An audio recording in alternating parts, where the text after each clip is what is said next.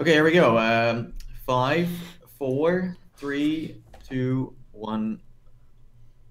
Hello, guys and girls, and welcome to episode 23 of the VR Inside podcast. This is a weekly VR, AR, and MR talk show that's live streamed every Saturday on Nathie's YouTube channel. You can tune into the show live at 4 p.m. in Europe, 3 p.m. in the UK, and 9 a.m. in Central US. If you missed the podcast, you can catch up with the whole show where I upload it every Sunday on my own YouTube channel, Virtual Reality Oasis. Or check out the audio-only version, which is available on Google Play Music, iTunes, and on SoundCloud.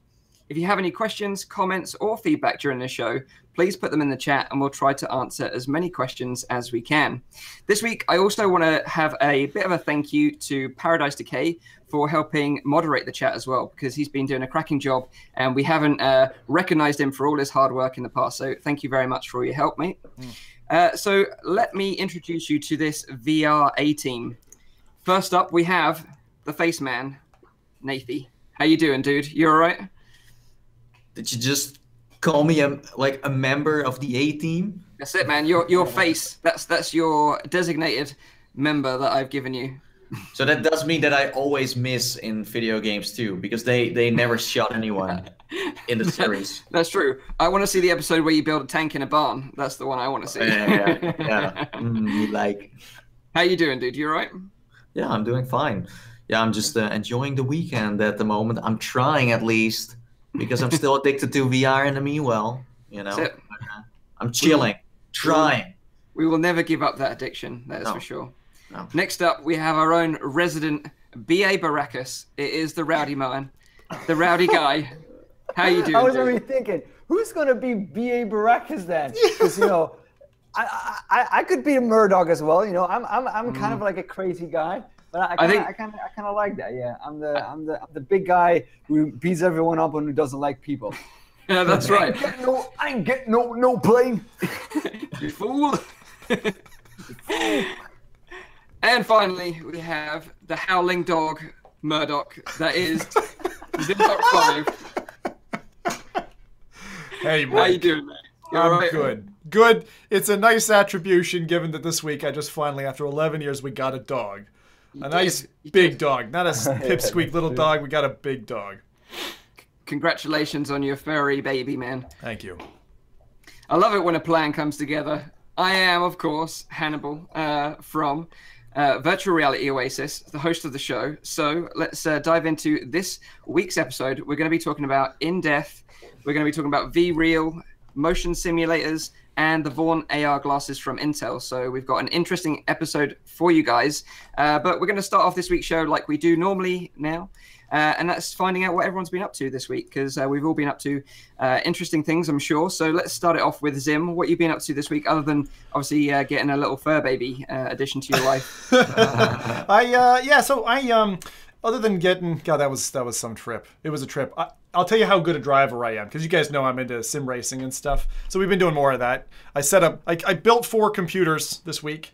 Wow. So that was a bit tough. But basically we're running 10 a course of servers plus the Minecraft servers that we've got.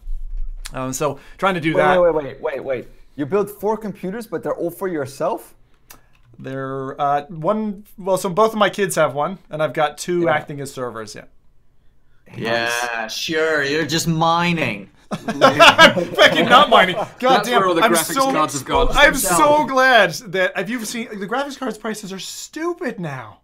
Yeah, oh my ridiculous. God. I mean, I bought like 2 970s a while back, but no, I mean, the main thing I did this week was finally finish LA Noire. So Nice. did all the cases, and actually I had a bit of an issue. Impressive. As many of you know, I'm a Twitch streamer. I got very nervous when a full-form naked woman was laid out in front of me, everything showing to my entire Twitch audience. So I was like, we're screwed. But apparently it's okay in games, as long as you don't like center it around the sexuality. So I was waiting for you to say, as long as they're dead, it's fine. as long as they're, she was. It was long as they're dead, it it's was fine. actually really hard in VR, like seeing. That's even worse then. Yeah. I know. It was fine hard. as long as they're dead. It was hard seeing it. It was actually hard seeing it. As some of you know, I've done mortuary duty, so I used to work in a morgue. I used to shelve bodies, and like people would be recently deceased, and I'd do that. So I've actually got that as on my CV. Not joking, but it was tough seeing it because like she was throat cut, and like you move her head, and the game does the whole like sound, and it was like, feck me, like this is tough. So I'd say the game is. I was expecting to be a little bit more active. I like the interrogation bits. I kind of wish there was more to it. Because it felt like you do the intro bit, there's like 6 other cases, and then you're done. Which was fair for the price, but it's all I want from that is I now want an open world Rockstar game. Yeah. Sure. But that's what we said as well. Like it felt like they were like dipping their toes into VR. 100%. And then see like, what the response to that would be. Actually, Rockstar's here in Edinburgh. I'm going to try to apply to them. I've got skills they could use, so we'll see. Who knows, guys? How many hours did you spend on the game in total before you finished it? It was 3 streams worth, but one of them was cut short. So I'd say 6 to 7. But I kind of relatively paced, and we were just like blazing it through the city. Like that's one thing. The city is big. It's like one of the not one of the latest Grand Theft Autos, but say like GTA 3. Or something. Like it's a big city. You can just drive freely around and see stuff. So that's cool. And how was the bugs? Have they kind of been ironed out now, or are they still there? Mostly. I think the one thing I saw in the last stream was we walked down this corridor. Hallway. Corridor makes it sound too gloomy. Hallway. And on the left there were 2 statues of cats just floating in the air. I was like, there's supposed to be a table asset there, no doubt. Wow. So yeah, there's some bugs, but there's nothing unplayable. It's good fun. It's just some people get aggravated at the fact that you have to replay certain scenes. Like the interrogation is very much you play it until you get it right. And sometimes that can be a little bit frustrating. But I only got caught on 1 interrogation, so they're relatively straightforward. Yeah. It's still worth buying. I think it's a consider for me. It's not a must buy, but it's cool for what it does. But you're playing it on the Vive, right? I was playing it on Rift actually. Oh, okay, because I had some real issues with the game on Rift. Sorry. Yeah, you're right. No, Vive. Yeah. I think it's still the same case with the Rift version. Like if you play it on Rift, it's still very buggy. I certainly experienced that myself, but I haven't gone back to it since I initially played it. So maybe they've ironed some stuff out. But they did mark it as a Rift game on Steam. I mean, purely a Vive game. You mean? Oh, he's asking, is it advertised? Like, is it advertised as Rift enabled on Steam? Do you know? No, I don't think so, because there was a little workaround you had to use initially. Stop whining. No, it should just work, of course. Getting hot in here. Bringing out the big guns. So that was my sleep deprivation. I just roasted Zim, the Oasis, and Rowdy will be soon next. Don't worry, peeps. Stay tuned for that. Yeah.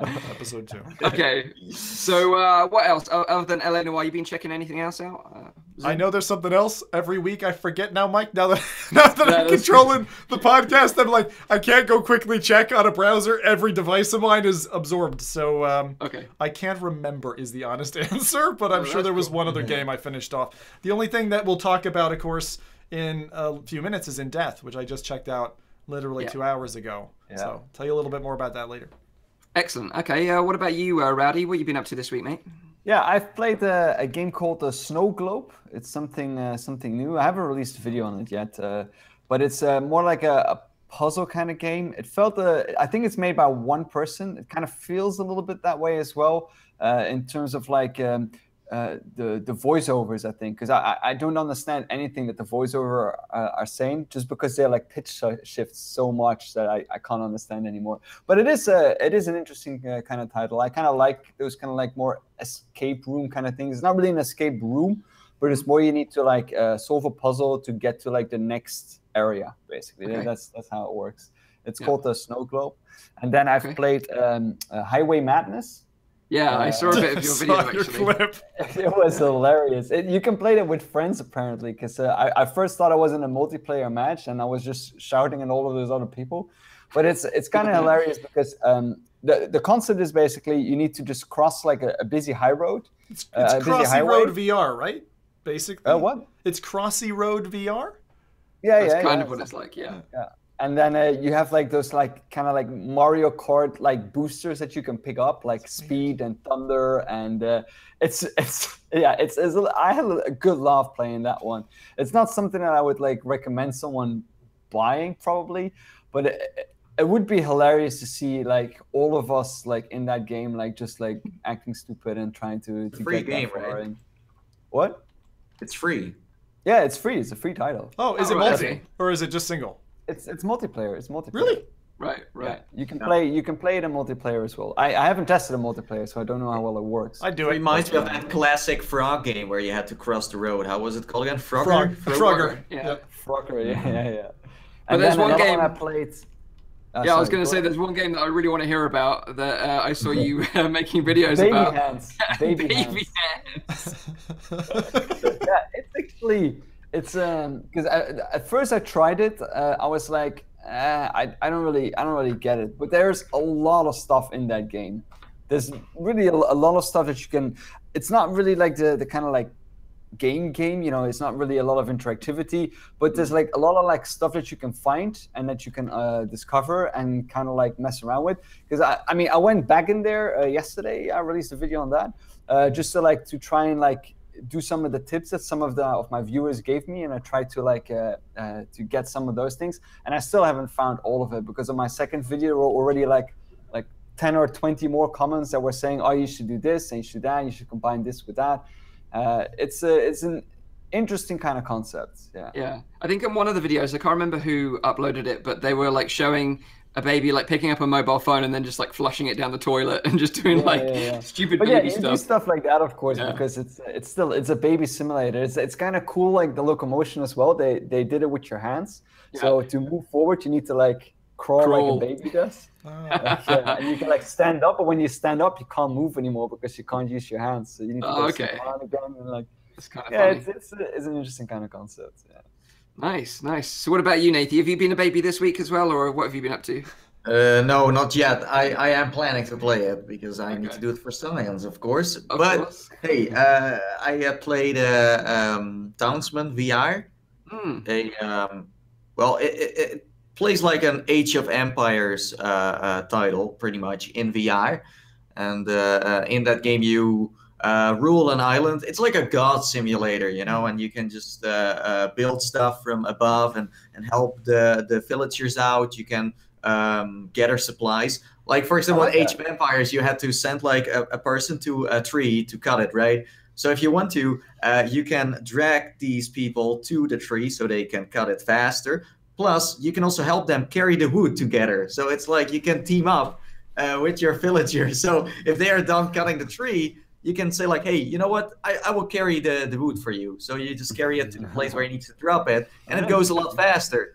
But at some moments you get attacked, and then you need to fight like the bad guys because there's like a head popping in front of you, popping up, and then you need to fight the person first. There's like a boxing match. And then he's like, yeah, I'm gonna come back, you know, with my army. And then you see like little ships, and it's really like an interactive game where you can shake the trees, you know, or grab fish out of the river and hit the bell in like the town itself. You can even blow at the windmill, so it actually spins. That's I would definitely take a look at that game. It's really nice. It's really cool. I haven't really seen many people play it yet, but I played that one. Question for you, Nathie, on this: can you kill the villagers? Because I'm a black and white fan. You know, you can drown them. Yeah, so you grab like a villager, and then when you go underwater, you can actually hear them like. So you can just. No, it's true. So you have a villager, it's like you put him like on the water. He's like. Nice. Go check it out. By the way, one more title that I played per Zim's request was Subnautica. Oh, okay. I tried that one as well. I have to say, I agree with you, Zim. It's a really cool title, even though you can't use motion controls like I was yapping about last week. It's definitely worth checking it out in virtual reality. Nice. How far did you get, Rowdy? Not far. Okay. I didn't die. I mean, not that it matters since I played on like the easiest mode. Freedom. And I built like a base right next to my base, which probably also wasn't a very smart thing to do. but I just built like this little thing that like speeds me forward. Like you need to hold it in your hands and like. Oh, awesome! I hate that in VR. That was the worst little thing. The faster you can get rid of it, it just like goes in front of your face. I can't see anything. Oh, I'm glad you tried it. I'm glad you had a good time. Yeah. Yeah, it's definitely one that I want to go back to as well. But yeah, I have to say, like the townsman, like you were saying, Nathie, it looks way more interesting, like than the handful of Keflings game that we were talking about. No, that's what I was also thinking. I was like, this is more. But the only problem is that all the interactions are really fun, and it's cool to drown people and do things like that. But after a while, it does get old. It's like something you do once, and then it's like, okay, I've done this, next. So you think you have a lot of possibilities at the start, but in the end, it's about the core gameplay. And right now, it's an early access title, and after the tutorial, you pretty much seen and played everything. But I would just keep an eye on the title and see how the developer is going to update it. I also explored Sensar, a platform where you can explore and create your own social VR experiences. The people who made that are also the ones behind Second Life. So they are now trying to push that to VR. And I checked out a few worlds. I did one video on one world from Ready Player One. Mike also played it, H's Garage. And amazing. It's beautiful. I played it on the Vive first. Didn't really work that well. It was really laggy. And then I played on the Vive, or on the Rift, it was totally fine. So right now with the Vive, it's not that great, but it's completely free. So if you want to check it out, then be my guest. Where does Sensar fit? First off, do you know what the name stands for by any chance? No. And is it equivalent? Because someone introduced it to me and said that it was kind of equivalent of like Janus or Altspace or VR Chat. Is it that same kind of thing? Yeah, so it's a social application. So, say you could go into H's Garage like Nathie and I did and explore like what's in there, but you could do it with a friend or a group of people and discuss your findings with them as you walk through it, which is kind of interesting. But it's really cool. It's really nice. Yeah. It's funny because Paradise Decay, he did a video on it and he didn't realize that it was social and that anyone could join his room. So he was walking around in this video and then some bloke just come up to him and he just literally like jumped out of his skin because he wasn't expecting it. So that was kind of funny. But yeah, it's a social... I was doing my video and suddenly there was like a guy standing behind me. He was AFK for like an hour. He has been in my recording for an hour and I'm not sure if he was even there, but he didn't move at all. It was kind of strange. But I also went to a NASA museum. Really, really nice. I could get a tour, an audio tour, while watching all the spacecraft. So some of the worlds have been made by Sensar Studios. Those ones are looking very polished. And then you have the ones from the community. Some of them are super cool and some of them are kind of meh. But there's a lot there, from Star Wars to Ready Player One. It's all there. There's even a Star Wars museum inside the Millennium Falcon. Ooh, that's very interesting. Wow. Yeah, Yes. I should get back to that one really because, like you say, the Ready Player One experience was very polished, and if the other experiences are as polished, then they're going to be very cool to check out. Yeah, you can join with your friends if you want, or alone. It's up to you. And there's also a pancake version for the people that do not own a VR headset yet, so everyone can play it. So I'm a little confused now because last week we talked about this. H's Garage, there was an experience that was taken down, and now there's a Sensar experience as well? No. You're getting confused with the Blade Runner experience from... Thanks, Mike. No worries. The Sensar one is an official Ready Player One experience. So there's only one H's Garage so far? Because I thought, Mike, you did something in H's Garage and did a video on it. Yeah, that's the same one. What's that? Oh, okay. Yeah, Okay. Yeah. Cool. So this week I've been checking out Kin. I don't know if you guys have seen that one. Yep. It's a really colorful platformer on the Oculus Store. Not sure if it's available on Steam actually, but essentially you overlook a sort of a giant map, and they're little islands essentially which change from screen to screen. So your goal is to get your little character from the left side of the screen, or where the little portal is, to the exit essentially, but there's enemies and little sections where you have to jump in between, and then once you got to the exit, then that's the next level, and you keep progressing that way. But it's actually quite challenging. I found even the first like maybe 10 screens were fairly challenging actually, and I think it's kind of one of those games you kind of got to get a feel for the jumping and also the fighting mechanics, because there's like a dodge mechanic as well. But the enemies are pretty tough right from the get-go, so it's one that you're probably going to have to sit down, get to grips with the mechanics, the enemies, and the timing of like when you need to dodge and attack. But once you've kind of got that, I think it'll be quite a satisfying game to play through. Is that roguelike? It's not, no. So each level is set. You do lose lives, but when you do lose lives, you just go back to the beginning of the last screen. So it's not that punishing, which is nice. Is there a storyline in there or not?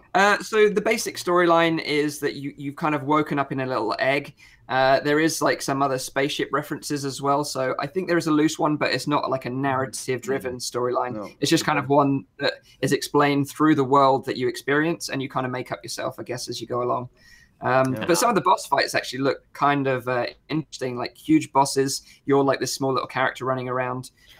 So I'm looking forward to going back to that one. So since this is a third-person game, I played it myself too. I played it standing up, and that worked too. But on the Oculus homepage, I couldn't really find anything about. Usually it says like seated or standing, but this one, I don't know. And the developer also didn't really tell you how to play it. Of course, you can play Lucky still standing too. I mean, I did that and it works. But it's kind of like weird to have like the world over here going through your waist, you know? Yeah. And it feels kind of strange. But I felt more free because the world starts like all the way in your corner of your play space and then goes all the way to the other side. So when you're seated, it's like, okay, there you go, you know? And when I'm standing, I can just walk there and it felt more free. Like you could just get closer and I don't know what you...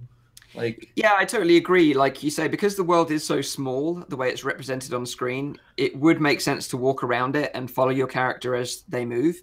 But yeah, I actually played it seated, so I was just sat in one position. But I've got quite a big play space, so I could just like scoot my chair around, I guess. But yeah, like moving around would make sense to play it, definitely. But you can play it with the touch controllers, but obviously touch isn't integrated. It's just you use the buttons as a controller, essentially. You guys started me off on such a morbid spin. I just imagined Mike like with his headset on, just like scooting the chair back, and then falling down the staircase. Sorry, there is a banister there, so I am protected to a certain degree. And the carpenter says it is sturdy, so I do trust him. You did ask. So I also played Sorrento. I hadn't played that game before, but obviously it came out in early access a while ago on Steam. Finally made it out on full release on the Oculus Store. And from the short bit I did play of it, I haven't played a massive deal of it, but there was like a story narrative, which is kind of cool. It's got this kind of nice cyberpunk ninja kind of setting. And it's kind of one of those games that it's not graphically great, but a bit like Superhot. When you're moving around and slashing these samurai down and getting your guns out and jumping in the air and then bullet time and then sliding and then slashing again and stringing all these combos together, it really makes you feel like a badass. It really does. So I'll have a full review on it next week when I got a chance to play it some more. But first impressions, I like the mechanics so far. They're pretty neat.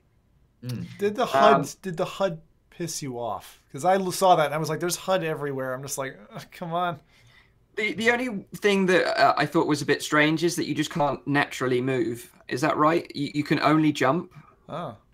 Is that right? So like from what I've played so far, I can only do like a jump. So you aim like a teleport and then you jump that way and then you can slide. But I don't think you can just move around normally. So you're just jumping all the time, unless I'm completely wrong. I don't remember if I could move around. You played it, Rowdy, as well? Well, a long time ago though. Yeah, it was a long time. It's been in early access. Yeah. So yeah, before we go to the next subject, so Sprint Factor came out. Now, I saw Zim talking about Sprint Factor, and there was like a really interesting part of that I never thought of in the first place. So, okay, listen, this is just a scenario that could happen. It didn't happen yet because it just came out. As you guys may know, multiplayer VR games are like not performing that well most of the time. After a few months, you know, they become like a ghost game. Because everyone has seen the game, they played it, and they're like, okay, next. Yep. Of course, we got examples that were really successful, like VR Chat, Rec Room. You know, you can keep on going onward. Pavlov is also still, well, fairly popular. But Zim, tell me what you discovered on Reddit. Yeah, so you're talking about so basically there was a post that I don't know if it's Servios had kicked it off, but Servios was responding to the post about Sprint Vector launching. I was hugely into kind of sprint vector and all that. But what they confirmed was that there will not be, or there's no plans for crossplay between PlayStation and PC VR. And it makes this very interesting point. And it's funny that you highlight it because it's something you don't see in many games where either, we saw it with like Blaze Rush way back when Oculus launched, and then it had its own containment. And so it's like we had 7 friends with a copy of the game on Steam, one with Oculus Home, and they can't play with us, you know? And so I think it's actually going to be relatively common that you're going to have a group of friends, some who have PC VR, some who have that, and you can't play together. And also, you might find that, for instance, maybe Sprint Vector will do really well on PC, not PC. I actually think that PC will probably be the first one to maybe expire, and then maybe, you know, PlayStation will keep living for some months after it. But that's a really odd thing, isn't it? That they don't even consider the chance for bridging the two. Yeah, because well, you said there was like a small like niche of people that are going to play Sprint Factor that really want to work out. There are enough lazy people, basically. That's the message. Well, I'll tell you what I did. I polled my audience. I was like, guys, who's going to go buy Sprint Factor now that we've, you know, played through the beta and stuff? Someone's like, didn't really like the beta. I'm too lazy to get up. And someone else is like, not enough energy. So a lot of it is people are saying like, I just don't have the energy. Or someone said, but by the time I get around to playing this, it is probably going to be a ghost town, which kind of hurts me because I got super excited about Sprint Factor. But I'll tell you the number one thing that I don't like about it. I'm going to play the full game on PlayStation just to see how the tracking is on the controllers and also just see what that community looks like. You know, I think it was PSVR Frank launched a video of it, and he was saying, like, I've done my review so early that there's no one on the servers at all, which I thought was a funny comment, because I would expect it to kind of be flooded, to be honest, when it comes to a launch game that's as excitable as that colorful and all that. But the gripe that I had was, if anyone's ever played, like, age-old Counter-Strike, there was Counter-Strike Condition Zero, which had bot chatter like crazy, and you're like, where can I turn this off? That was a problem in the game. I'm playing a game, 3 other real-life players, 4 bots. The bots are chatting so much that I can't talk over VoIP to the other players. They were in the way of the social experience. And it's literally what I want to do is, I just want to race with one other person, maybe a couple of other people. I don't want to just be blocked. And for a game that's hinged around social, to be blocking its own social dynamic, I was like, guys, you can't do it this way. And I don't know why they did the closed beta so early, or like only a couple of weeks before launch, because it doesn't seem like they changed very much before launching. That's the thing that upsets me. Yeah, it's interesting, like you say, there isn't any cross-platform support, because like Rec Room now has cross-platform support. You know, Star Trek Bridge Crew had cross-platform support, so you could play with PSVR players as well. So it is possible. It's totally feasible. And especially with a market that is so small, because I mean, no matter how you turn it, I mean, we kind of need the PlayStation VR players in games like that to like keep a game like that living. Yeah, I mean, true. Mike, you shared last week in the podcast how many like games got sold, you know, and of course, I mean, we still don't really know if the numbers were like completely correct, but let's be honest, like the numbers are way lower on PC than PlayStation VR. But I would say enough about that. We do have confirmation from our audience that Sorrento does have full locomotion. Oh, okay, nice one. Okay, cool. Also, while we're talking about our audience, and we do love hearing your feedback and correcting us when we're wrong. Because last week we mentioned about when we were talking about the Oculus Go, and we were talking about Minecraft, whether that will come to the platform. Minecraft has been on Gear VR apparently for a long time. So, you got slapped around. I got slapped around a lot in my comments. They're like, dude, it's been there forever. So so sorry. Yes, we're wrong. Minecraft is on Gear VR. Oculus Go? It will likely come to Oculus Go. If they don't bring it to Oculus Go, I'd be really surprised. Yeah. That means it will. That is going to sell a feck ton. Yeah, because it is a full game, apparently. It's not like a watered-down version of it. It's the full game. I am going to launch the video of my kids playing Minecraft in VR. Yeah, because totally. And actually, the reaction the kids have to a world that they've built, or you know that environment they're already used to, there was no hesitation. In a 1 and 3-year-old, no hesitation to engage with the world, go up to the animals, engage with stuff. It's like my daughter's first reaction was like, "Oh, I've got a sword." Yeah, like, straight away out the box, and you're gonna do that on a $200 headset? Oh yeah. Yeah, it's going to be really cool. So we've got some other small news items that we want to talk about just very quickly before we jump into the main topics, and that is the SpaceX Falcon Heavy launch. I don't know if any of you guys saw it, the live stream this week, but it was incredible. For those that you don't know, Elon Musk, who sort of is, managing the SpaceX. An alien. He's an alien. He obviously, owns Tesla as well. And they actually launched, it was one of the biggest sort of launches where they could actually take something into space. But they used these rockets that they could reuse again. So after they did the launch, which they actually launched a Tesla Roadster into space, which was really cool. They had like a dummy in the driver's seat wearing this new space suit that they've developed as well. And it was just such a cool live stream. And then after that, they'd done that. If that wasn't good enough, the rockets that actually pushed the main rocket into space came back down to Earth and landed like simultaneously next to each other so they could be used again. So it's really pioneering space travel stuff. And I was really geeking out about it. I don't know if you guys were watching it as well. Of course. As I said, I was really sad. I saw Gordon Bacher, or whatever the fuck his name was, go into space and drop down a couple of years ago, and caught that live and thought that was an amazing thing to experience. Yeah. This got a huge number of viewers. I don't even know the number, but I thought it was like hundreds of thousands of people watching this thing live. Yeah, they were. And when that simultaneous landing happened, it looked like something from if you tried to do that in like a Blomkamp film or something, they'd feck it up. But like, this is just amazing. Like what we're running right now on the stream is the video of these two landing. And that's exactly how they came down in real life. And so I woke up out of a haze because I was sick that day, and I watched this and I was like, no way. I was like, nah, this isn't real. Yeah, and it's funny because on SpaceX's YouTube channel, you can see some of the failed attempts because they try and land it. They land it on a drone ship, they call it, which is a ship in the sea where you can land these things on. But they failed so many times, they fall over and they literally explode. So if you want to check that out, check that on the SpaceX channel. But also, if you want to experience this in VR, you can actually sit in the seat of Starman in VR and sit in the Tesla Roadster while the Earth moves around in front of you. And it was actually made by Treeview Studios, which are the studios that made Alchemist Defender VR. They put this little 360 video together, which is available on YouTube. If you download that, you could experience that in like a virtual desktop, for example. So what if the Starman, the guy who was sitting in the Tesla Roadster, the dummy, is Elon Musk, and there's now a doppelganger on Earth? It's his clone. Like Elon. Yeah, it's his clone. I'm on a negative spin here. So I'm gonna go ahead and throw this in there. What if it's a dead guy? Whoever Elon Musk wanted dead, he just put him in the seat and he put him into space and everybody watched it. And he's like, "Don't you wreck with Musk."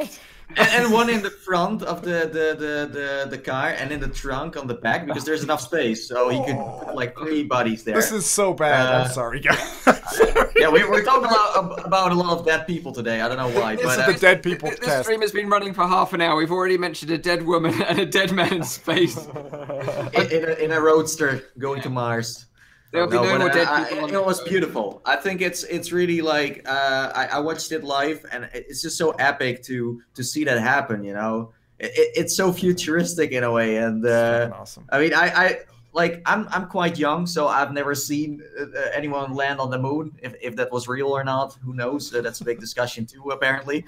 But like watching this was just wow. You know, I was like, you could have been in that freaking rocket for like maybe 10 to 20 minutes, and then it just landed right back. So yeah, it's gonna happen. People are going to whatever place they want. Yeah. Would you do it? 10, 20 would years you do it, Nathie? Would you go to space and come back in 25 minutes? No freaking way. If someone else paid your way, would you do it? Space. I don't know. It's 20 minutes, so I mean that's like I heard that if you want to go to Mars, it takes 7 months. Yeah. So I mean, being 20 minutes in space. Okay. I would, like, honestly, I would consider that. I've already felt like I was in space. I played Lone Echo. Okay. If that's what space is like, Mike, I'm not going. Yeah, but like you're right, Nathie. It was super fascinating to watch, and it was really super pioneering what they're doing. There were so many firsts, like world firsts, in that launch. It was incredible. If you haven't checked it out, you can go and check it out on the SpaceX YouTube channel. But we thought we would mention it because it was just a really cool thing to do, and obviously you can check out the VR360 video as well if you're that way inclined. So if you don't mind, I will tell you a few more facts in just less than 5 minutes about the Roadster going to Mars. So first of all, yes, there is a dummy in there wearing the suit that they might wear when they go to Mars. There was a tiny Roadster on the dashboard with a Starman in there too. That's awesome. It had a, I don't know exactly how it's called, but a CD in there too with information about our planet and about Earth and humans and stuff like that. That's awesome. In case aliens find it, on the so inside like the computer part of like the Tesla Roadster, they imprinted this has been made by humans or Earth or something. Proudly built by humans from Earth. That was good. Yeah, and last but not least, so the car, under the car was like a plaque where it was like standing on, and all the names of all the employees from who worked on the rocket are on there. So nice. Yeah, that's awesome. He was playing Space Oddity by. Was he really? Yes. In space. Apparently, I've heard that wouldn't actually work. Like you wouldn't actually be able to hear it in space. But I was like, sound can't move there.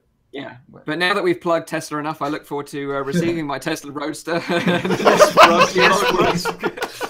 You know, we plugged your business enough. Let's get that stuff. So, Mike, we have an Elon in March, right? Yeah, Elon in March. Yeah. So, on another little bit of tidbit of news before we move on to our main topic is Palmer Luckey now is a moderator on the Oculus subreddit, which is crazy. Like, I can't believe that's actually true. But I don't think he'll actually be really hands-on there, but I just think he'll be there in the background. The thing what I read about it was that a moderator said that he won't have full mod rights. He can't like delete comments or like do stuff like that. He will only be able to like add like flair to a comment or like, you know. Right. I think it's more like something like a little bit of like prestige. It's an honorary thing, isn't it? It's just it's like an honorary, token. It's like Snoop Dogg is like a moderator of our trees. Is he really? Yeah. Wait, our what? Of our trees. Oh, trees. Grass and trees. Yeah. Oh God, right? Yeah. Grass. Well, I'm hoping now that Palmer there, at least some of my posts on there will get upvoted and not just burnt to the ground.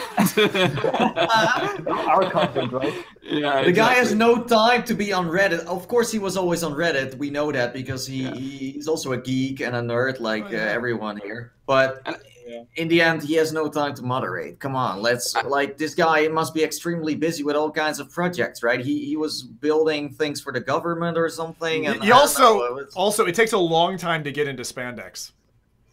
Yeah, there is videos on there on the internet of him in spandex, and it's funny because me and Zim actually met him Oculus Connect 4 not in last spandex. Year. He wasn't in spandex then. He was wearing his sort of signature Hawaiian shirt and shorts. But he was such a cool dude. Like he stood there, like a little crowd gathered around. Everyone was really respectful. And he just took questions and really gave thought-out answers. And he was just such a cool dude. I think a lot of people still forget that he was a guy who was building headsets in his freaking garage that all of a sudden like became like one of the most successful entrepreneurs probably in like in like years. Yeah, exactly. But he still probably is that kind of guy that like used to build stuff in his garage. I don't think he's changed that much. It's just he's got a lot more money and a lot more fame. Yeah. The first time he got like a big amount of money, he bought a legit license for WinRAR, and I'm not joking. That's true. I saw an interview of Road to VR, and he said like, that's what he bought. Plus, he was also planning to buy a golden toilet with rockets on the sides. Now that never happened, but who knows? I'm not joking. It's true. So I didn't make this up. It's like on an interview. More people should pay their license for WinRAR.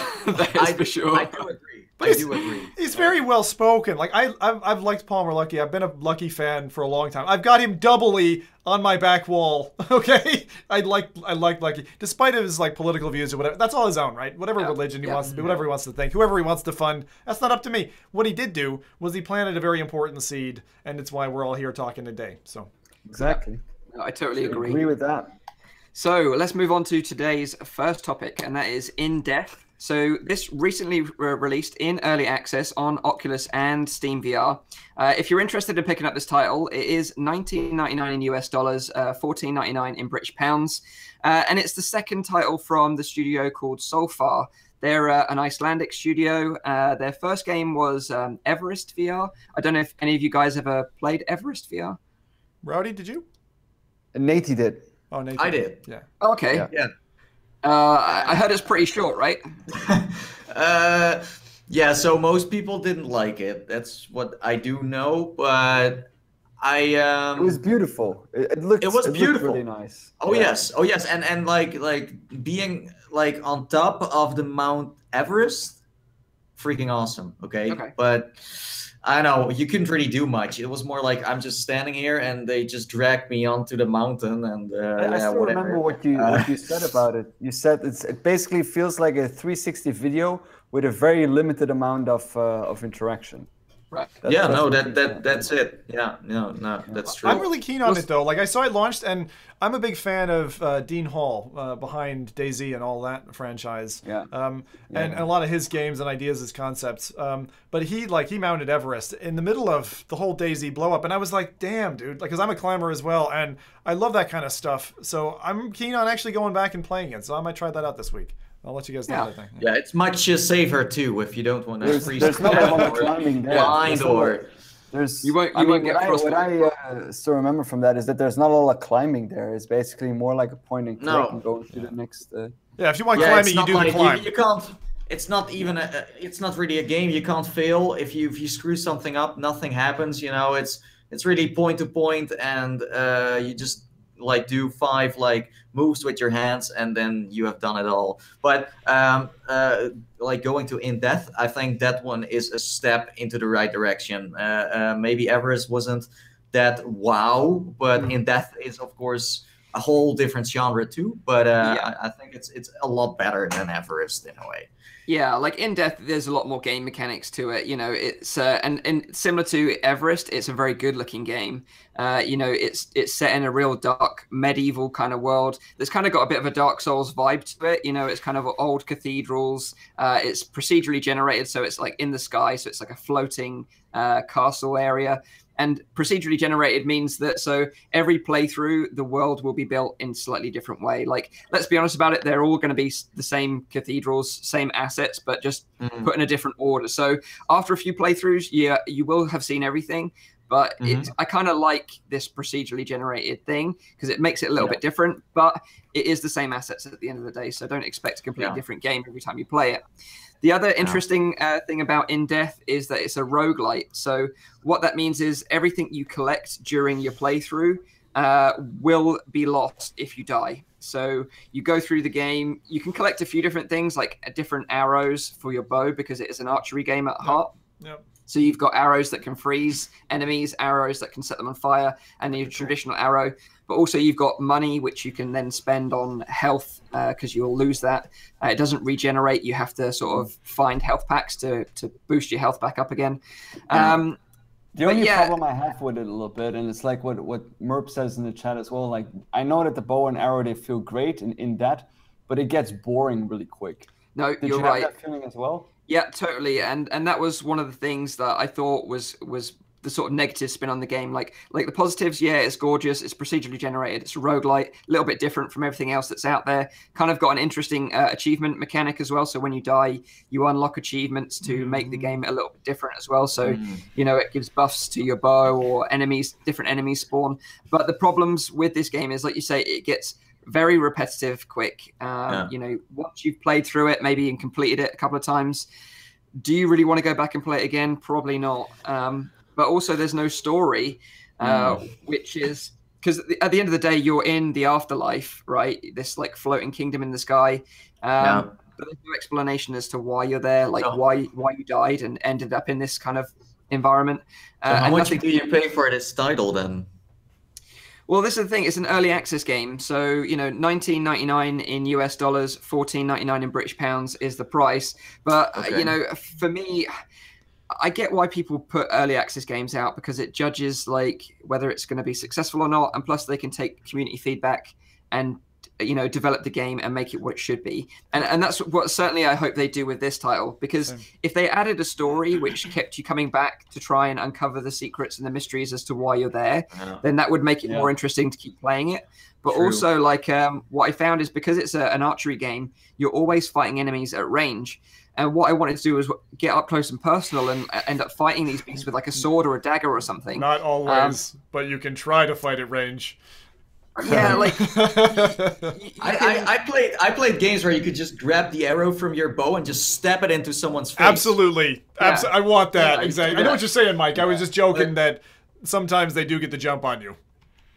They do.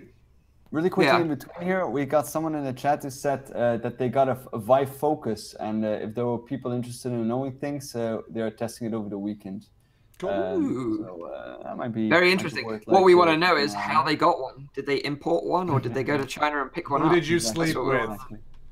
I did see some messages today on Twitter of people talking about the Vive Focus, and it's really easy to impart it, apparently. So there is not really an issue there in terms of like border patrol or checks or anything like that. I will be getting one next week too, so I'm also really curious what it's all about and how well it works and why it's only getting sold in China. Of course, that's also a good one. But I see Sweetvyra talking about this, like about the game, and he says, like, I agree, it needs to have a campaign, a story, gameplay, a chapter thing. But like looking at the game as it is right now, how it has been built, I don't think that can really happen anymore. Or it's just going to be some cheap voiceover maybe. But then it should have been there from the start. I can do that. Plus, I mean, honestly, I have no problem with early access titles, but a developer needs to have a roadmap then to tell you, okay, this is the date we are going to do this. This is what we are going to do next. But does this developer has a roadmap of this game? Yeah, I'm going to chime in here, actually, because what I found was, having only played this game today, I played it for a bit over an hour, I think it's very much like if you were to blend Assassin's Creed with Dreadhalls and Painkiller. Like, Painkiller was this kind of dark FPS shooter from, donkey's years ago now. Assassin's Creed everybody knows, and Dreadhalls is a procedurally generated dungeon horror experience that you can get on Gear, Rift, Vive, etc. Although I think what you're saying, Mike, is what I would call a postage stamp storyboard. So what you want is something to kind of help fuel you along the journey by giving you these little tidbits that you unlock. So you kind of get a sense of, like, there's a purpose to all of this, or who my character is, like, give it that backbone. And I agree with you on that. I don't think a campaign works very well. Anyone who's played Dreadhalls, for instance, they did that.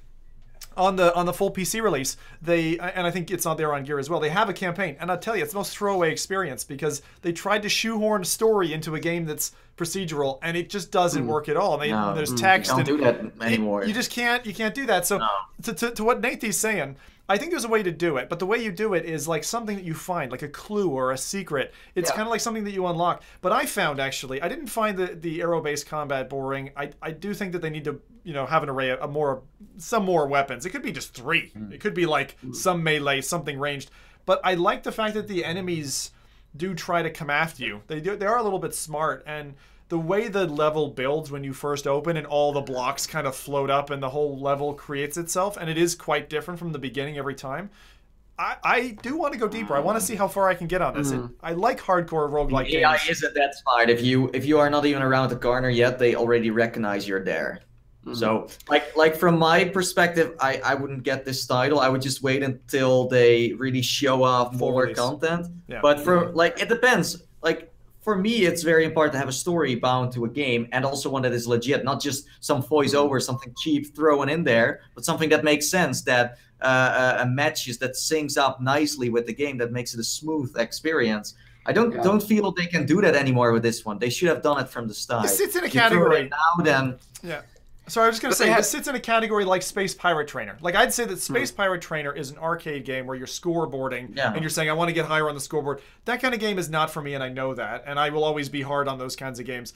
A game like this, like a roguelike procedural game, I tend to like them, but I just like that kind of uphill battle, and that's me personally. Not everyone likes that. So story for me is less of an issue here, but I do think that the issue I'm seeing is the sameness of the enemies you are encountering, because I've seen basically 3 types. And I'm hoping that changes quickly. It does. If you're repeating that intro segment so many times, you know, you could get bored of that. Like, so it does, Mike. You do encounter other enemies, and like difficult, harder enemies of the same genre. So like you get a bowman that's more difficult. He's buffed up. He looks a little bit different. It's like they say on basically every stream. It's like we need like a push forward, like, you know, something that wants us to continue. That's playing. it. And that doesn't need to be a story. I mean, I like a story, Nate like the story, but if the game is interesting enough by itself without a storyline, then that's fine as well. But if it's just a repetition of what you've been playing like before, or reach a whole set of assets, right? Because you could like say there was a whole thing there where you unlock past the crypt or whatever you're in, and then you go into like a church. I mean, you start in a cathedral, right? So say then you go to like a crypt or a different area. So you're almost like going up a tier, but it's almost like something like Binding of Isaac or something like that. You kind of do.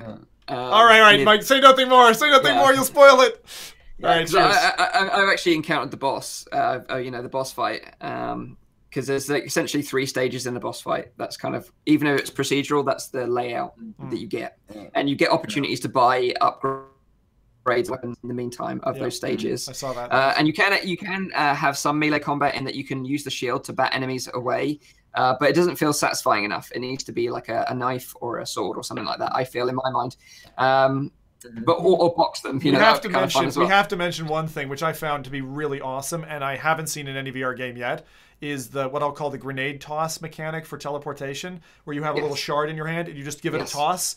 And it means that you can either fire, basically you can draw and fire a relocate arrow, or if, just really fast, if you're like surprised by something, you can just like do that and just like toss this shard that you have in your hand to the side. So you can throw it quite far, or you can throw it really closely, and it means you can teleport fast. And I like the fact that they integrated what I call the dash teleport as opposed to just the blink teleport. I've said that before. It works way better. Yeah, but also like... Just quickly, like with the story, because in death is you've died, right, and you've ended up in this place. Like, what a great base to have a cool story. Like, you could have experienced the death. Do you know what I mean? And that would have been like a really impactful start of the game. Like, that's what I said in my review as well. I said, like, have I just been like hit by a bus, or did I just die of old age? Like, it's not explained. Do you know what I mean? It would have been a cool intro to the game that you actually get to experience death, and then you're in the afterlife fighting these demons. Yeah, that's true. So in the chat, Mr. 86 says, I don't think every game needs a story, especially generated games. I agree, but I do want to meet something in the game, you know, and if that's someone that talks to me like, hey, you are doing very well, or something is telling me like, okay, Nathie, you're this far, or something that just interacts with you along the way. But if it's only you walking around with the arrows and shooting them a bit, and I don't really see anyone else in the game that might wants to trade like some stuff with me, maybe because you're collecting things too. You could make like a little trading system in there. It doesn't even need to be that complex, I think. I mean, I think, for example, because I always use the example of Star Shelter, which is also built by a small dev team. It's also basically procedural generated stuff that is happening. I mean, you have like points of interest that are occurring, but like all the material that is floating by is basically procedural generated. But you have that concept of saying, you know, you need to survive. And that is where the game is built around. And that is the thing that pushes you forward and wants you to continue. And I think that is important in the game, indeed. Like the storyline is second to that. I think it's the core concept needs to be interesting enough for you to continue playing. Because otherwise you get bored after like 15 minutes. I got to thank him, though, because there's, you know, early on, after the lab, there were a whole bunch of clone bow shooter games. I mean, there was a ton of them. This isn't that. And I'm thankful for it, because going in, I was like, this is just going to be a clone. But they've actually done a few things game design-wise that are admirable. I've heard that multiple times already, that people say like the bow mechanics are really nice. Yeah, and they are. And the thing is as well, like, it is still early access. So if the developers are listening to the community feedback about these kind of points we're making, because most of the feedback they're getting is what we're saying essentially, then they've got an opportunity to add some bits to the game to make it a bit more of a full package. That's what I would say. Because right now I think it's a bit of a one-trick pony. That's what I would say. That's the hard part. Like that's the only thing I do not like about early access. You have no idea why the developer decided to go for early access. Maybe they want to work on this game for 6 more months and then they will go to their next project. Maybe they want to like proceed for like a year or maybe even longer. That's the thing you don't know. Like they already know how long they are going to work on this game. So a few of those things we want or the community wants is not going to happen because they don't have enough time, because they already have plans for, let's say, the Mount Everest 2.0 game or maybe something totally different. You know what I mean?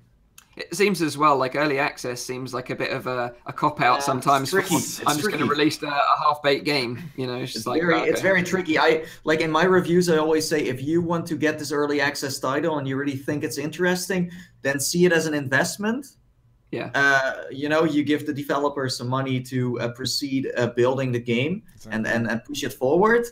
But I'm also like, you know, if there's a game out there similar to this one that is not early access, then buy that one instead, you know, because it's a full game. So you know what you get. That's it. And with early access, it's a gamble. You're gambling with your money. Also, what you buy into, I agree with your point about the investment, because you're like, you know, it might not pan out, but also your game might transform. I mean, does anyone know, like, Rust started off as a totally different game. Subnautica was a procedural game at the start. That was their idea. They're like, oh, we'll just make it quickly arranged like this, then we're going to make it procedural, and we're going to make it this kind of game. And they went a totally different track because of the feedback with the community. Yeah. Without early access investments, some games are not going anywhere. So I think we should be happy that some people are investing and are believing in the developer to make it better. But there's nothing wrong with waiting to see how a developer updates the game, you know. And with this one, I would just wait and see what they do, you know, with all this feedback, and then maybe buy it. Yeah, definitely. In my opinion, right now, you've probably got an hour's worth of like solid gameplay, and then you're going to have seen everything or got a little bit. You're going to get a bit bored of the repetitive nature of the gameplay. I think, in my opinion, anyway. That's fair. So moving on to our next topic, which is VREAL. And this is going to be an interesting one because it's going to change the game potentially for people like us that create content on YouTube or on Twitch. Essentially, VREAL is a Seattle-based startup company. They raised $11.7 million in funding for this VR broadcasting platform. And if you can imagine this in your mind, it's like a platform like Twitch or YouTube, but just for VR content creators. So on those platforms right now, we're kind of a very small minority, but then we might have our own platform in the future, which will be super interesting.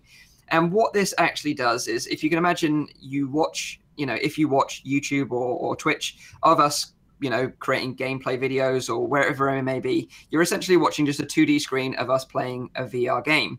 But what this allows you to do is, if you own a VR headset at home, then you can put that on and join us in the VR world, not necessarily play with us, but you can either watch a pre-recorded session that we had and follow us around and listen to our thoughts where we're talking. And you can interact as well if it's live. So say Zim, for example, wants to do this live. He could jump into a game. And then as the viewers, they could jump in with him. Yeah. And there's limited sort of interaction between the two right now, because I think it would be quite distracting as a streamer to see all these people like bombarding you with like information. But they can do like simple emotes. Cough, Alt Space VR, been there, done that. All right. Yeah. So right now there's simple emotes, like, you know, you can send a like or a heart or a thumbs up or whatever it may be. But you can actually be in the game world with the person that's creating the content. So that's kind of interesting. Right now that there's only a few titles that support this. So the first ones are going to be like Gorn, Arizona Sunshine, Surgeon Simulator, and Superhot. But what that means is that when this is finally released, it's still in development right now, that I can sort of do a video of my playthrough of Superhot, for example, but you can also jump into that world and see from different angles. You can freely walk around that world as well. That's the most impressive part. walk around my actual gameplay and see me shooting at different angles. So that's really interesting. Like I say, it's still early days, but if you want to apply for this, if you're a VR content creator yourself, you can apply on their website, which is VREAL.com. And the company is sort of like really sort of using this investment to make sure that the platform is polished, that it is a good enough competitor for Twitch and YouTube for VR content creators in the future. But I'd be interested to know what you guys think of this one, obviously being fellow content creators. I take a deep breath anytime we talk VREAL, because the technology, it's a bit like the early days of VR when people were introducing the concept and saying, but your game's going to have to be built from the ground up for VR. Like you can't just bolt it onto something you've got. I can't just go play GTA 5 in VR, native VR, I mean. So the number one hurdle, I like the concept of what it does. It presents a couple of content creator challenges, because if you think about it, one of the things that this is also for cinematographers are thinking, like one of the things that J.J. Abrams, I think, commented, he said, like, if we do a VR cinema, like something like Lucky's Tale, not Lucky's Tale, sorry, what am I thinking? The Hedgehog one. Henry. So if we have something like Henry, I can't control what that person is seeing when they're seeing it. Something might happen and they weren't even looking at the scene. So there is definitely a part of this which is saying you're having a less of a curated experience, and you'll also have an experience that's a little bit different to other people. Like instead, someone might say, "Oh, were you in the crowd on the left side when he threw that T-shirt?" It's like being in a real live audience. It's a bit different. You'll have a different perspective, a different view. That means you can share, but also you're missing out on, I didn't see the same thing. So it's a little bit different than, did you see that, episode last night of Game of Thrones? Because I saw exactly what Mike saw, which is different if you're looking at it from a different direction. But I think the main issue with the technology is it's got to be built for. And I'm wondering what that's going to do. How are they going to overcome that? They've said API. In the summer, they said they're building an intelligent API, something like what Twitch has done with interaction with chat. They built this API and allows people to you can click on a scene, kind of like what YouTube's done with their annotations, where you can actually interact kind of physically with the frame of the video. Right. So it'll be interesting to see what people do with this. I mean, you guys as YouTubers, what do you think? Well, I think it's also like it could be an attraction point, that it's something different from what, for example, Twitch is doing, from what YouTube is doing. Yeah. It could be that that something like this is maybe the ideal platform for VR, because I mean, VR is also different in so many ways that you record content. I mean, you have the head bobbing. You have it can be much more difficult to watch at VR content on a YouTube video, just because your head is constantly moving when you're walking around, and it can be like a little bit more distorted because even when you're breathing, the headset is moving.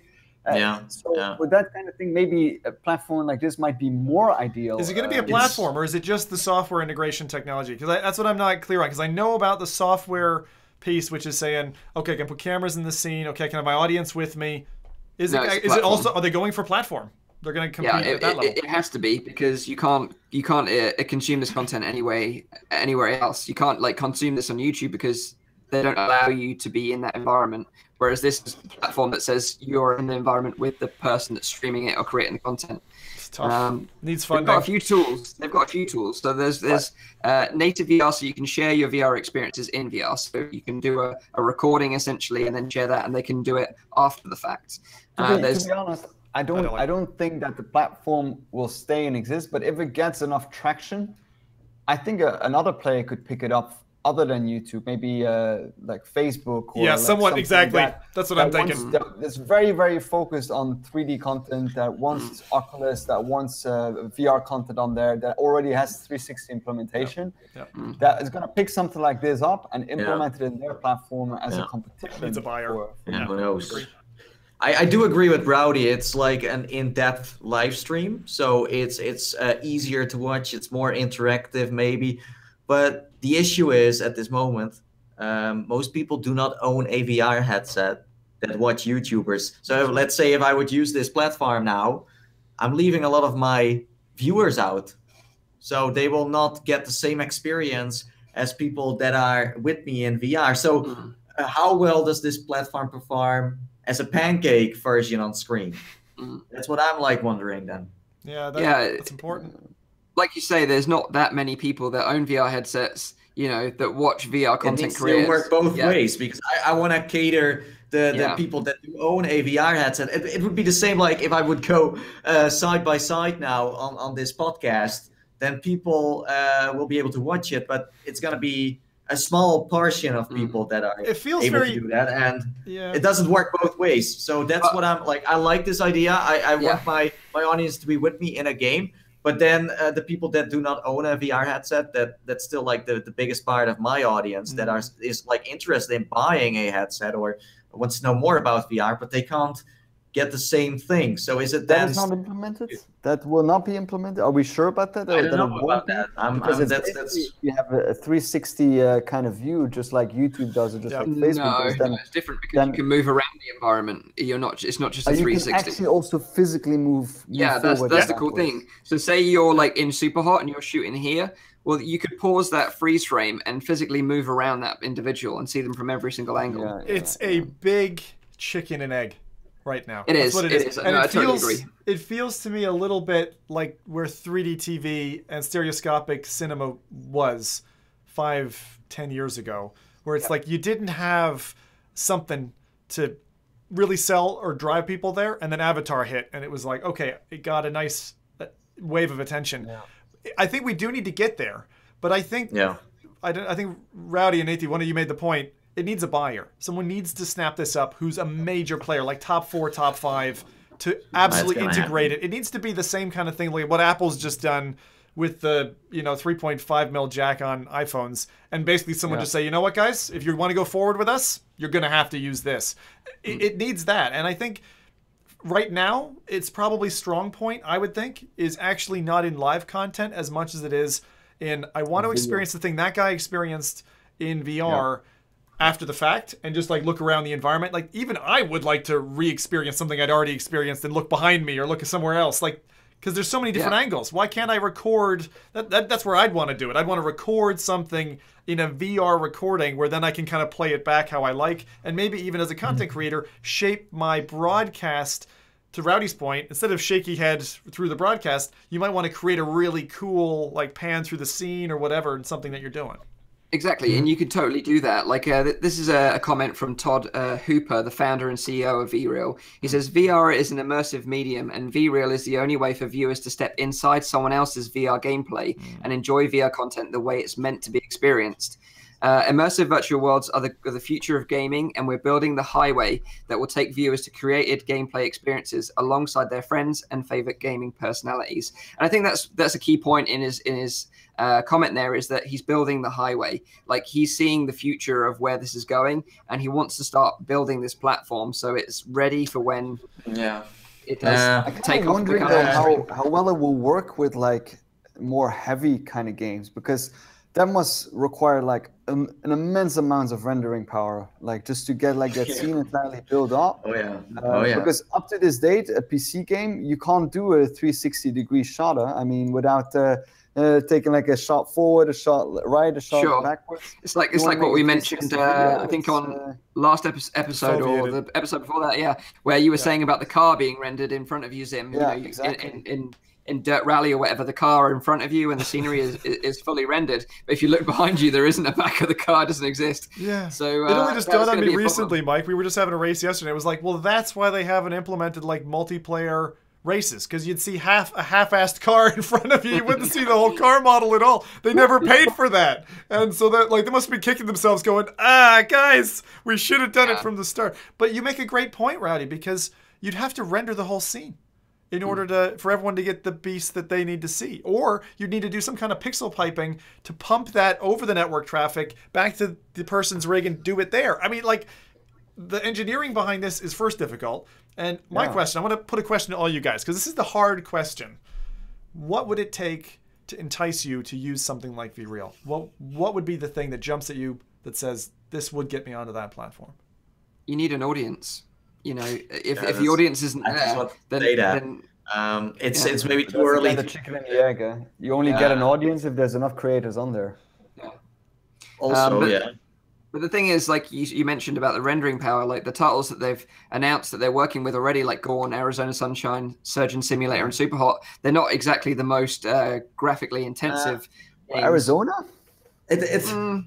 It has been, like, VREAL has been around for a long time, and I remember them doing a panel together with Kez and Jerry. But I was in the chat back then. I was asking them some stuff, and they were like kind of trying to answer my hard questions. But you know, the thing is, like, I have the feeling they still didn't completely figure it out what they want to do with it. It hasn't been really like out to the public yet. We still don't really know what this is. I never got the opportunity to try it. So if they watch this podcast, then we are of course interested to give it a try. Maybe even let's say Rowdy would stream, and we would just go in there and see how that works.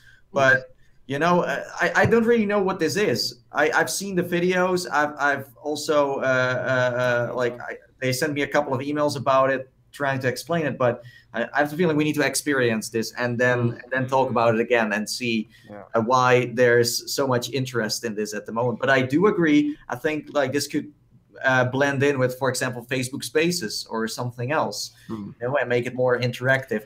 I don't know if it would work right now because the audiences are too small. Yeah. You know, I would love to use this if everyone is watching on my channel in VR and it's like, yeah, man, come on, let's all join in my game and it's epic. But at the moment, it's gonna be like, yeah, we got like 100 people watching and only like 2 people can really like join me there. But say if like you pre-recorded it and they could watch it back, like through that application, they could watch your stream back. So they like have a list of streams, like, oh, here's Nathie's stream of Gorn, for example.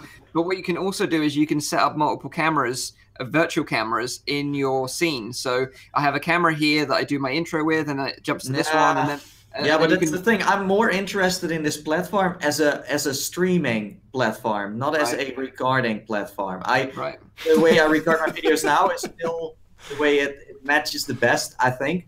This could be the future, indeed. I love this. I love this, Nathie, because we see the opposites. I'm like, it's good for recording. I'll just shove it over there. And you're like, oh, it's good for streaming. I'll shove it over there. We're like pushing it. This platform feels like I'm doing a mixed reality stream from time to time, where you see me wearing that Garn outfit and like it's fun, but it's not for all, like for every day. So let's throw this out there to obviously the most important people, and that's the audience, because they're the ones who are going to be watching it. Let us know. Well, I thought you were going to say it to me. I thought, because I had an opinion. Go on, Rowdy. Go. Go on, Rowdy. While the real important people ask a question, you can tell us your thoughts. I would like to use it for recording. I definitely would. But there are 2 things that I would still like for that. That is a cardboard integration already? Cardboard? That's a good question. I don't know. Sorry, that would be a huge thing. If I could, like, with YouTube, you have like that little cardboard symbol that you can press, and then you just need to put your cardboard on, and bam, you're using it. If they have that kind of integration with cardboard, that would be a huge plus for me. And second, I don't want to be that people will be moving in my scene. I want to be able myself to say, like, you know, this is going to be the camera point, and I would use it only for recorded videos, not for live streams.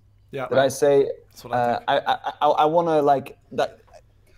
Much like how is that one game called again with Josh Dobbs played a lot with the Twinkie and the how's it called? Oh, Mind Show. Yeah, Mind Show. That kind of experience where you record a scene, a setting in game with a fixed camera, in which you determine what the viewer sees, but he sees in a 360 degrees. Yeah, but you set up your scene, you have your cameras, you're able to compose. If it gives you, as a videographer, the tools to show your game in a way that someone else isn't doing it, show off your editing and scene array skills. I mean, think about it. Like, you could have a camera attached to the side of a bayonet as you're stabbing a German, you know? That's just, you know, in a World War II game. But like, you could really do some like awesome stuff like that. I have nothing against Germans, just to put that out there. Thank you. One thing that came to mind immediately when I heard about this was that that scene where you're like sitting in like the chair, and that guy comes like and walks around you, and like it's like telling you like he's gonna kill you and this and that kind of stuff. And you know, he's walking around you. That would be so cool if you could like record that in 360 degrees, and people could like look themselves. But again, how that will work. This is the issue. This is the issue of the half car. Like, developers didn't render the dude who was behind you because no one was going to see him. This puts so much more but that's on... a VR experience. You know what I mean? Say again? That was a VR experience, the one that I mentioned. Are you not talking about the one that was, wasn't it the kitchen demo on PSVR? No. Okay, because that was very similar. Where you're strapped in a chair and the person goes behind you. Right, like almost everything is 360. I haven't played any VR where it's like, okay, there's nothing there anymore, you know. But it sounds like we got some great advice going on. So yeah, VREAL, if you want us to come over, we can, you know. Yeah. Anything from the chat? Are they pro or are they against this kind of? A guard tournament with the ability to spectate as a big hat would be amazing. I would love to have multiplayer guard to the death. Yeah. Yeah. That would be cool. I would watch it, but the audience is too small. That's what the Swiss guy says. Clan says, I think it would depend on the game as the best used for recording or streaming. Yeah. Also right. Yeah. Okay. But there's a point, just the final point I wanted to make here was, Mike, what was that number again? What was the funding number? I think it was something like 120 million? 11.7 million. 11.7 million. I still think, it sounds like a big number. I don't think that's even close to what they need to make this work. But you can be sure that they know inside where that money's going and what their target is. So yeah, I think there is a thing right now. I think they're like sub 30. Give $1 million of that to PewDiePie and make him record some stuff in VREAL, and there will be a ton of people who will jump on that platform. Or let's say VREAL works together with the guys from VR Chat and they make this work in a game like VR Chat, and the other ones like Onward, Rec Room, all the popular multiplayer titles. Yeah. Then the advertisement is there. But at the moment, I don't feel like they really want to advertise this that much. They did ask some small creators to show it off. But that's about it. So I don't feel like it's really out in the open yet. As I said before, they are doing this for years now. So yeah, exactly. It's been out there 2 years. It's definitely still working on it. But we shall see. And you never know. We might get to check it out and see what it's all about firsthand. Yeah. But yeah, so moving on to motion simulators. Obviously, last episode, Rowdy was in a VR arcade and got to try out a lot of VR motion simulators. So I'll be interested to hear your thoughts on this topic. But there is a company called Yaw, spelled Y-A-W, Yaw.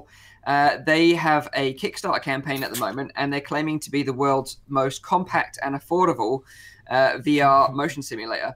So it's a 3 degrees of freedom motion simulator using a spherical dome design that allows you for a 360 movement and 50 degrees across the horizontal axis.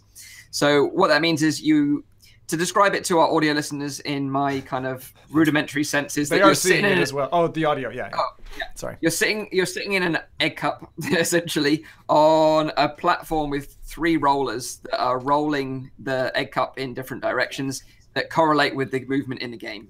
That's kind of my rough description of what it's like.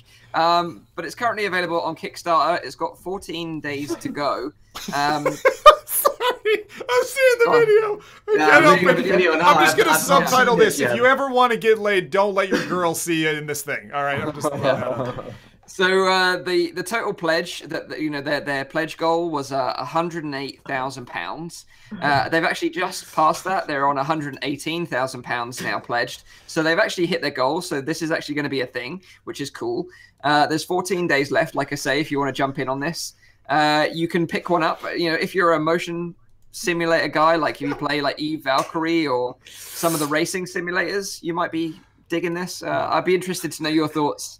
Zim, you're a big racer. Yeah, look, everything that I've already said, right, it makes it look like a tool. I mean, it fucking makes it look like a tool. But would I try it? I fucking would try it. Because the things I like about it, it looks like it would work in a small environment. I wonder what their min spec is for the room, because it looks like it would just about work here, which would be good. would I buy, like, where would you store a giant egg like that? I don't know. World's biggest Easter egg hunt. But it could be good. And if you've ever, I just did it coming down on some really Humpty Dumpty roads in Scotland. If you've ever felt what, like, even a 15 to 12 whatever degree incline is on the downside, it's a real big difference. So I'd love to try this with the Seto. I really would. And actually, Rowdy, what did you have? I mean, what did you try out kind of last weekend? Was it anything like this?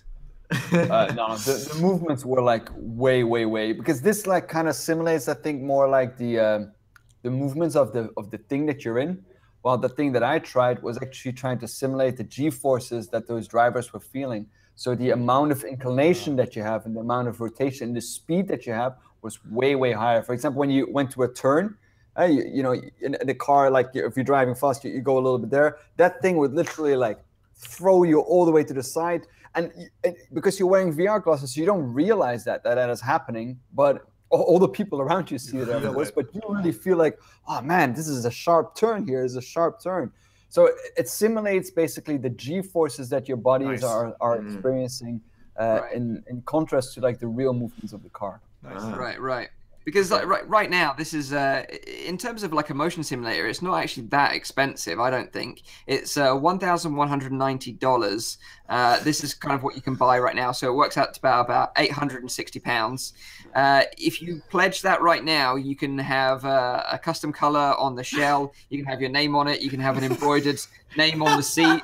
They're the kind of like additions you can get to it right now. Can you repeat that price again? How much? $1,200. $1,190 or £860. Yeah, $1,200. That's what you're pledging right now. But hey, on the concern with this is it's not gonna feel right. Right. I really think you know you're gonna wear that headset and the movements that you're feeling are not gonna be. You know, it's going to make the movements that the car is making, or like the simulating them, but it's not going to. It's not going to feel like that, and that is the big thing. But you don't have to get perfect, right? You don't have to get it perfect. I mean, I think the same thing for me. You guys know I'm a big tactile guy, so like tactile transducers is a big deal for me. It doesn't have to be perfect. The thing that I would say is going to stand out the most to me in this, if I was using it, is any discernible latency in the effect. You know, like, oh, I go downhill and now it just shifted, because actually getting that mechanism, the gearing and all that to work is number one. The second thing is going to be noise. If I'm hearing gearing, because, you know, can't hear it, but a lot of these things are feckin' noisy when they first come off the line. They did actually address that in the video, and they say it's practically silent.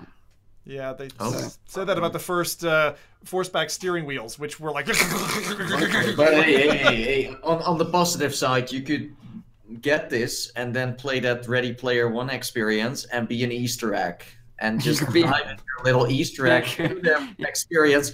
Plus, let's say you do this like let's say you're driving and you're drifting and you're like doing this with like 4 people next to each other.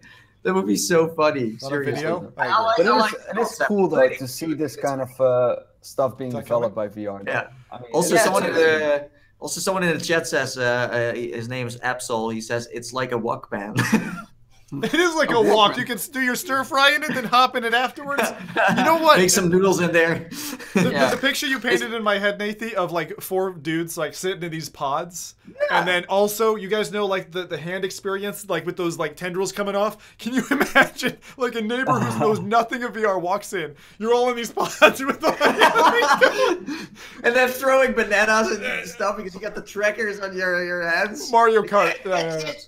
No, but I think like as a multiplayer thingy, and you have like some fun experiences that are made for this device, this contraption, then that could work really well, you know. But again, as Rowdy said, if it's just going to simulate something and it's not really accurate, then it doesn't feel right. You know, it's more like just some random thing that moves around. You're like, oh, I'm almost going to fall out of this egg thing. Well, Rowdy said that his concern was where to store it, but it does actually. You can take the egg cup part off, you can fold in the rollers and then fold it back on itself, so it does actually compact to a smaller size, and then you can tuck that away.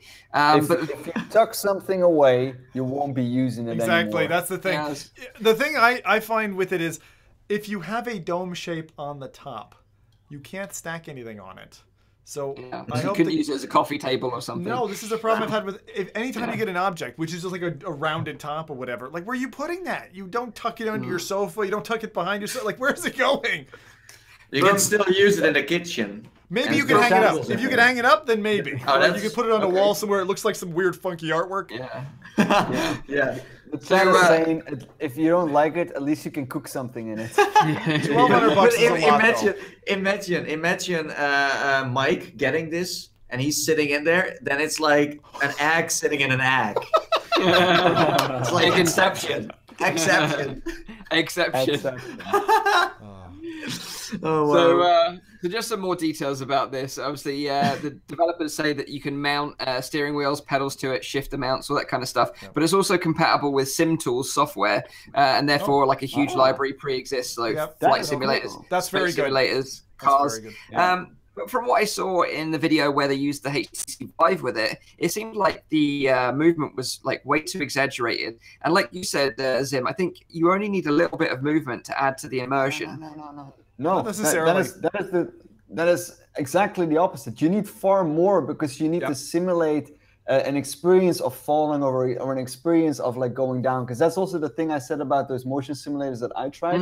You're not simulating the movements of the car, but you're trying to simulate the movement that you're feeling. So you need to get that your vestibular system. Inclination. So would that be why they're overcompensating with the movement? Yes.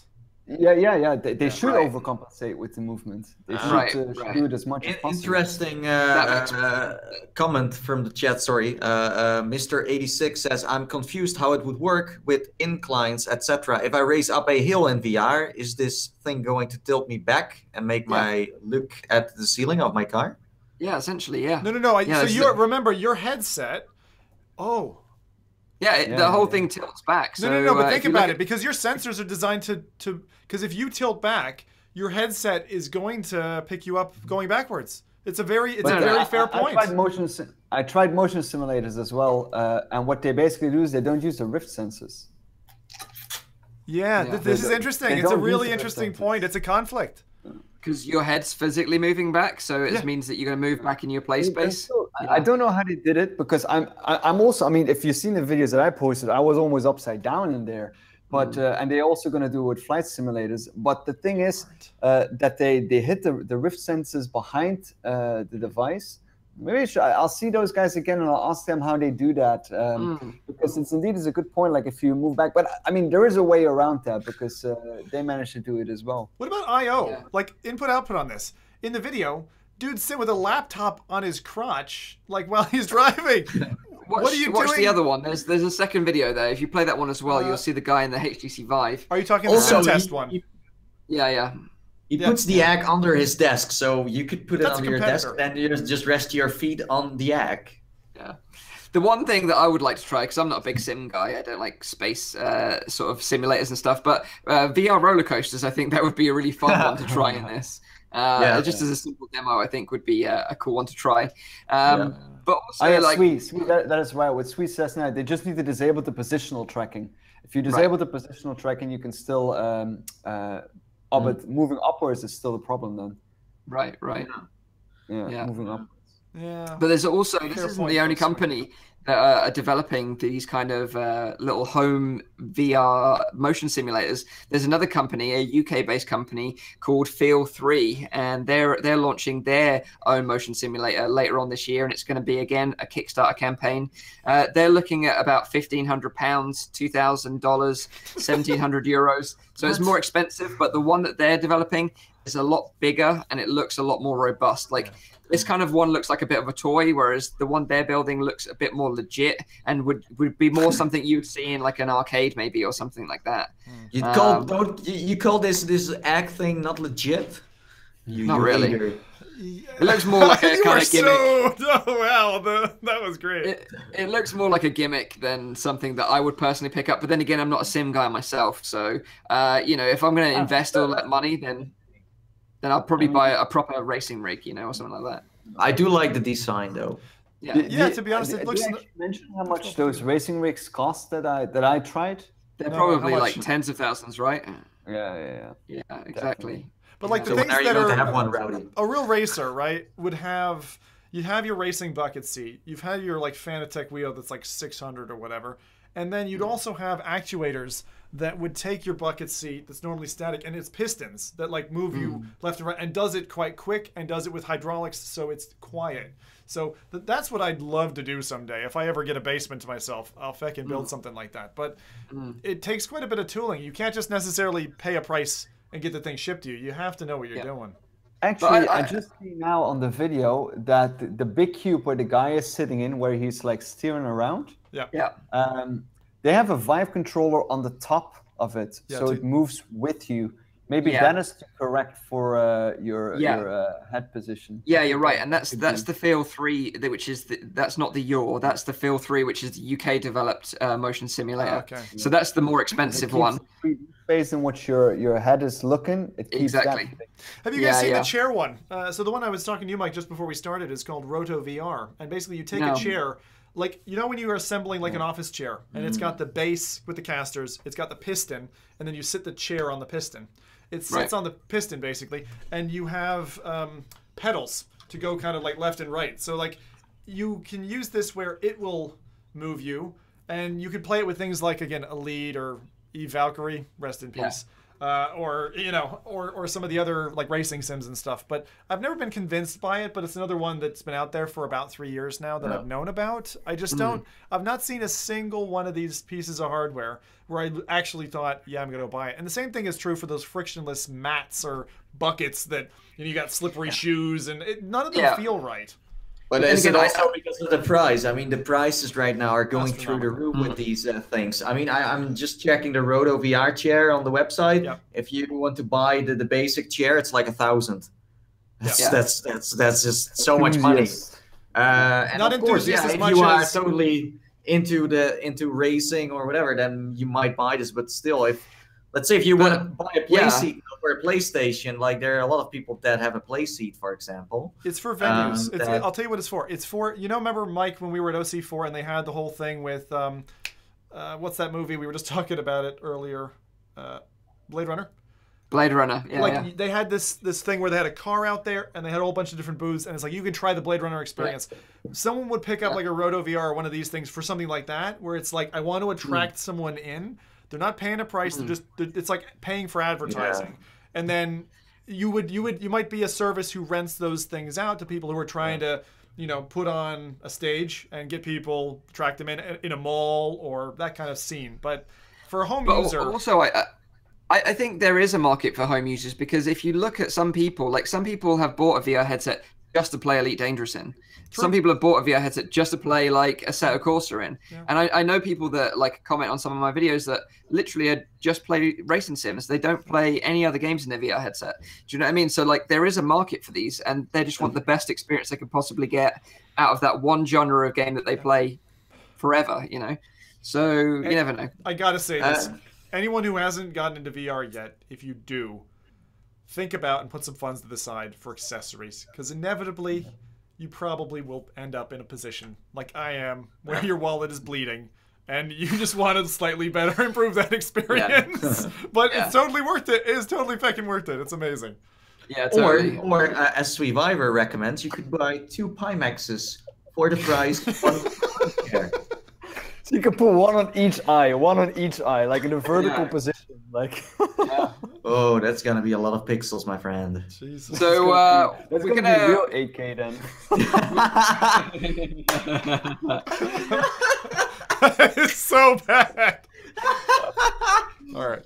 So let's wrap this week's show up. Like we missed out one topic, which is the AR glasses from Vaunt, but we'll talk about that next week's show. But also Arkpark, you also forgot that one, of course. Oh yeah, that was going to be on the little bit of news at the beginning, and that was Arkpark is due for release on the 22nd of March. PSVR, Oculus Rift, and HTC Vive. So that was just a quick throwaway bit of news there. Throwaway being the explanatory term there. Sorry, I'm not super happy with what I've seen. I think it's going down a feckin' basement dive. It looks awful, to be honest, from what I've seen of it. I already told you how many times. What I want is just a Jurassic Park simulator. Yeah. Just put me in a Jeep and like let me drive through that kind of stuff. I just want Ark in VR. Just do Ark properly in VR. You sold me. That was a good game. Yeah. Anyway. Okay, so like, is there any comments or questions from the chat before we wrap this one up? Let's see. So of course, a lot of people are hyped for Arc Park. We have Survivor challenging us to see how well the Pimax is going to do when it launches. And let's see. Diesel says, I will admit though, Assetto Corsa was the most thrilling experience to do a race, and watch the replay as a passenger is a blast. Nice. Oh, yeah, you can do that. That's the coolest thing with Assetto is you can record replays of, oh, man. Oh. So I'm not really a racer myself in VR, but Zim, what I do wonder is there already a rally VR game where I can sit next to you and be the one that does the map? Yeah, that would be nice. I don't like to drive myself, but I want to do that. I would be like, hey, Zim, okay, left. Dirt Rally, asynchronous VR gameplay. You sit in the side seat, and then let's just do it. Make it happen. Make it happen. Codemasters. So I can finally play racing games. Codemasters, come on. I need to drive Nathie around. I'll be a chauffeur, you know? Yeah.